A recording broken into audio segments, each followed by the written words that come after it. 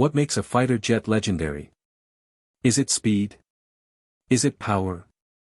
Or is it the way it changes the game forever? Today, we dive deep into one of the most iconic fighters ever to soar the skies, the F-14 Tomcat. A jet that defined an era, ruled the seas, and captured the imagination of millions worldwide. From its revolutionary design to its real-world missions and pop culture fame, this is the full story of the F-14 Tomcat. The F-14's story begins in the late 1960s, during one of the tensest moments of the Cold War. The U.S. Navy faced a critical problem. Soviet bombers like the Tu-22 backfire, armed with long-range cruise missiles, could strike American carriers before the Navy had a chance to defend them. The existing fleet, including the F-4 Phantom II, simply didn't have the radar range or weapons capability to stop these threats from a distance.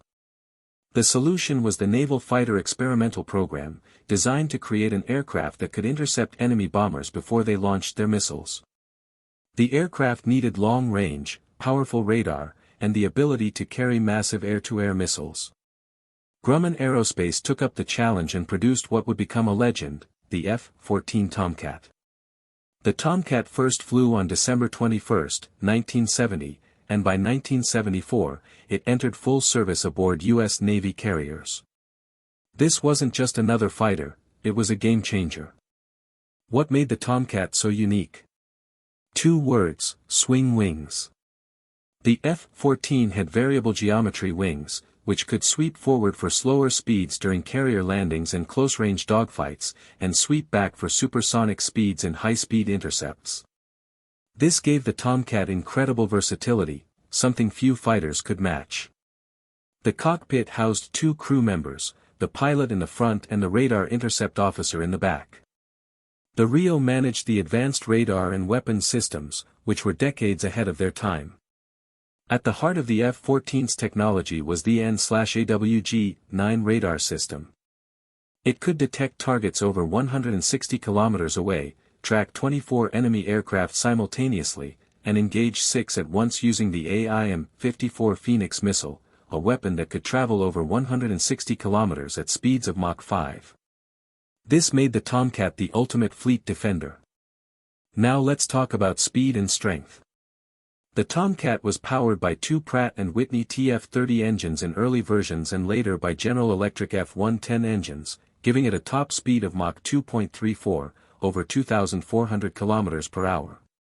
It could climb to 50,000 feet and had a combat radius of 1,600 km, giving carrier groups incredible reach. The aircraft wasn't small either. It was 62 feet long, with wings that could span 64 feet when extended and just 38 feet when swept back. At maximum takeoff, the Tomcat weighed 74,000 pounds, yet its agility was unmatched for its size. In combat, the F-14 packed serious firepower. One M61 Vulcan 20mm cannon for close-range dogfights, AIM-54 Phoenix missiles for long-range kills, and AIM-7 Sparrows and AIM-9 Sidewinders for medium and short-range engagements. This combination made the F-14 a multi-role predator, able to dominate from beyond visual range to within knife-fight distances. The F-14 spent most of its life serving with the U.S. Navy, operating from carriers around the world.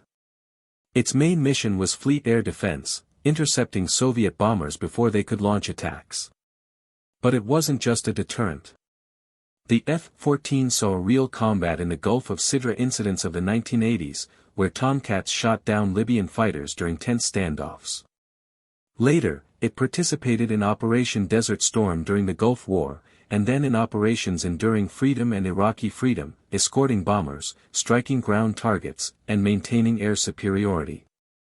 In the 1990s, the F-14 evolved into the Bombcat, capable of carrying precision-guided bombs for strike missions. This adaptability extended its career far beyond what anyone expected. But even legends face challenges. The F-14 was powerful, but it was also expensive and complex. And as the years passed, newer designs threatened its dominance. So why did this incredible fighter retire? And why does one country still fly it today? Stay with us for part 2, where we uncover the challenges, the retirement, and the enduring legacy of the F-14 Tomcat. #### part 2. Welcome back to part 2 of our deep dive into the F-14 Tomcat, the jet that ruled the skies for over 3 decades. In this part, we'll uncover why such a legendary fighter was retired, why one nation still uses it today, and how it became a cultural icon that even Hollywood couldn't ignore. The F-14 may have been a technological marvel, but it came with serious challenges. First, it was expensive, costing about $38 million per aircraft in the 1970s, which would be over $180 million today adjusted for inflation. Second, maintenance was a nightmare.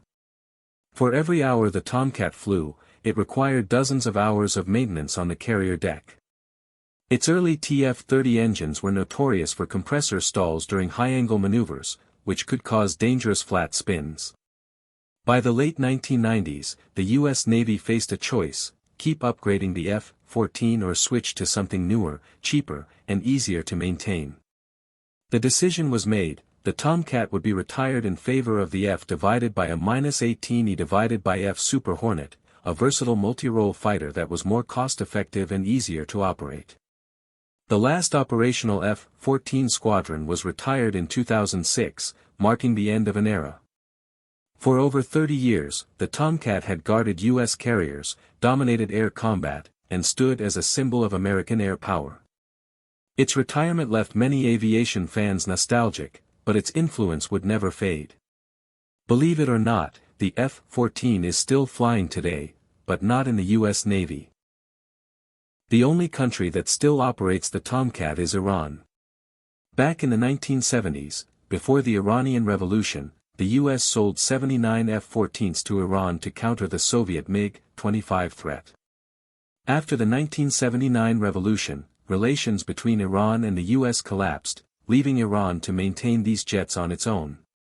Through a combination of reverse engineering, spare parts smuggling, and sheer ingenuity, Iran has kept some of its F-14s operational. They've even integrated local weapons and avionics to keep the Tomcat relevant, making it a unique piece of Cold War history still flying in the 21st century. The F-14 didn't just rule the skies, it ruled Hollywood. In 1986, the movie Top Gun turned the Tomcat into a global superstar. Tom Cruise as Maverick, roaring across the skies in an F-14, became an icon of American culture. Navy recruitment surged, and the jet became a household name. Even decades later, in Top Gun: Maverick in 2022, the F-14 made a surprise return, thrilling fans and reminding the world why this aircraft was so special. The F-14 Tomcat left behind an unmatched legacy. It was the first U.S. fighter that could engage multiple targets at once. Its swing-wing design allowed automatic wing adjustment during flight. Its AIM-54 Phoenix missile was so advanced that no other U.S. fighter carried anything like it for decades. At its peak, the Tomcat could take off at maximum weight of 74,000 pounds and still go supersonic. The Tomcat wasn't just an aircraft, it was a statement of power, innovation, and dominance. Even after retirement, it remains one of the most beloved fighter jets ever built. That's the story of the F-14 Tomcat, from its Cold War origins to its final flight, and even its rebirth in popular culture. What do you think? Was the F-14 the greatest fighter of its time? Let us know in the comments, and don't forget to like, share, and subscribe for more incredible aviation stories. This is Next Level Warfare, and we'll see you in the next video.